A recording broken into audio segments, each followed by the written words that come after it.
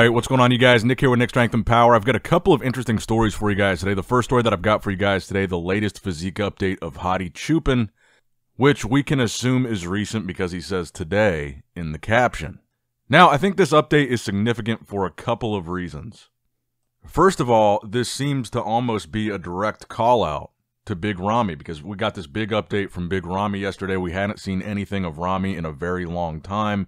Both Hadi and Ramy are former Mr. Olympia champions, and Hadi only hits essentially the two poses that Ramy hits without hitting a most muscular, the side chest and the side tricep. And Hadi doesn't really post very often either, which is the other reason why I think this is significant, because tomorrow, the lineup for the 2024 Arnold Classic in Ohio is going to be released. And I've heard rumors that there's a chance that Hadi could be on that list. And we're going to find out whether that's true or not tomorrow. But comparing Hadi and Ramy in these updates, a lot of people are noticing Hadi looks a lot better. He looks a lot thicker, he looks a lot fuller, he's in better condition. He doesn't suffer from the same issue that Ramy does with the triceps.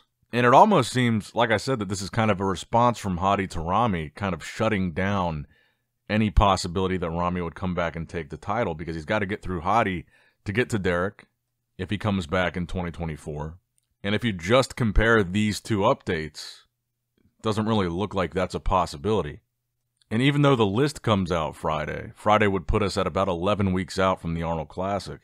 So this could potentially be Hadi's 11 weeks out from the Arnold update. But again, we'll find out tomorrow.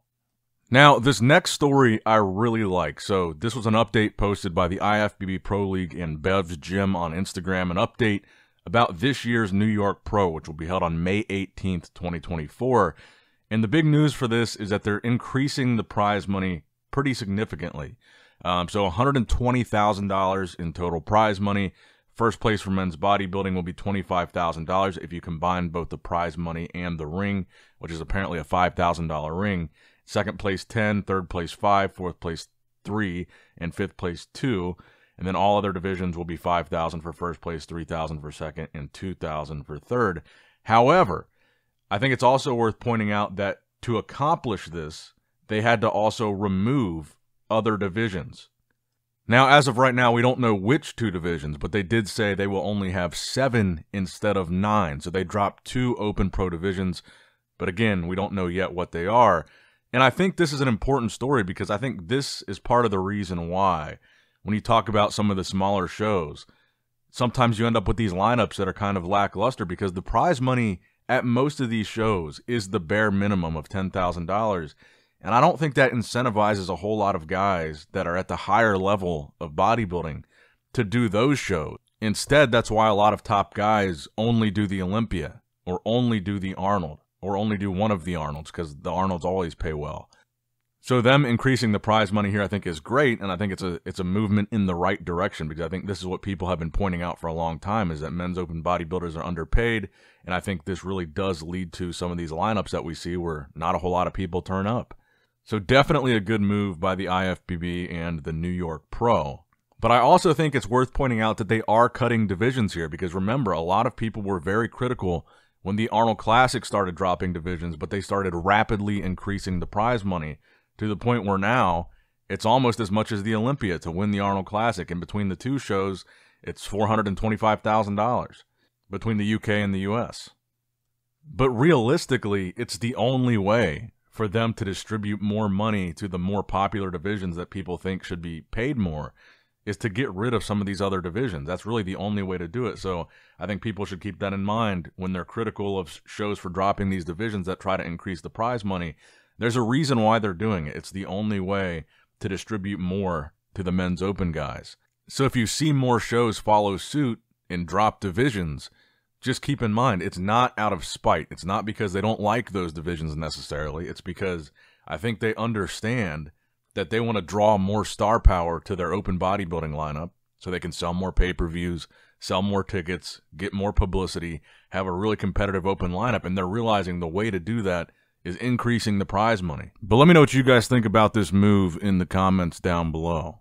Now, next up in the news, a recent physique update from Regan Grimes, just over a month after the Olympia now, all the way up to 305 pounds. I think this could be the heaviest that Regan's been since he went over to Oxygen Gym and trained in Kuwait, however many years ago that was, when he really like ballooned up relatively quickly, then after that came back down and did classic physique.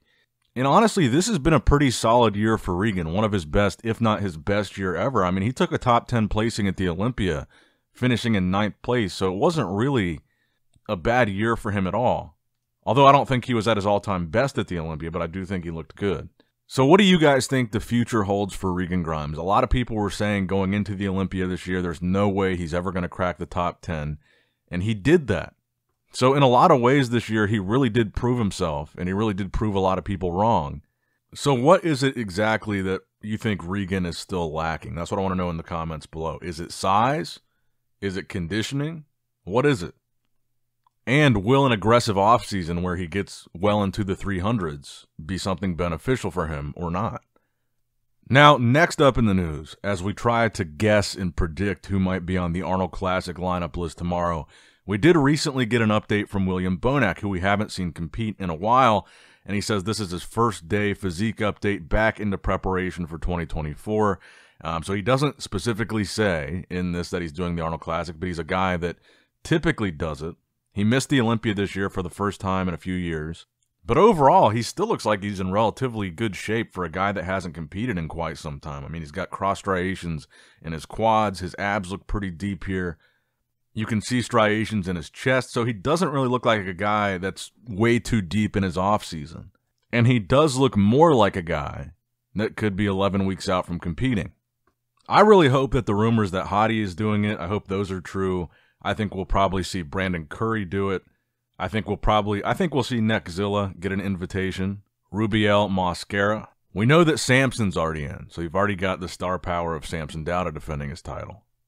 But I think you could see this Arnold Classic shape up to be a nice little lineup, kind of a lineup that's different from the Olympia, that has guys that weren't there, but still is highly competitive. I think you could see a guy like Bonac jump in that wasn't at the Olympia, a guy like Neckzilla, or potentially Horse MD. And hell, I was looking at this update from Hunter Labrada the other day. Hunter looks like he's still in incredible shape for a guy that competed a month ago, and he was a top 6 Olympian. We've never seen him do the Arnold yet, right? He's never done it before. And he does need to requalify for the Olympia, so Hunter's a guy that will have to compete again to get back to the Olympia stage because top 6 is not an automatic requalification, so I could see him doing the Arnold. But let me know in the comments down below, what are your predictions for the 2024 Arnold Classic lineup? Let me know your top 6 predictions of who you think is going to be in this lineup tomorrow.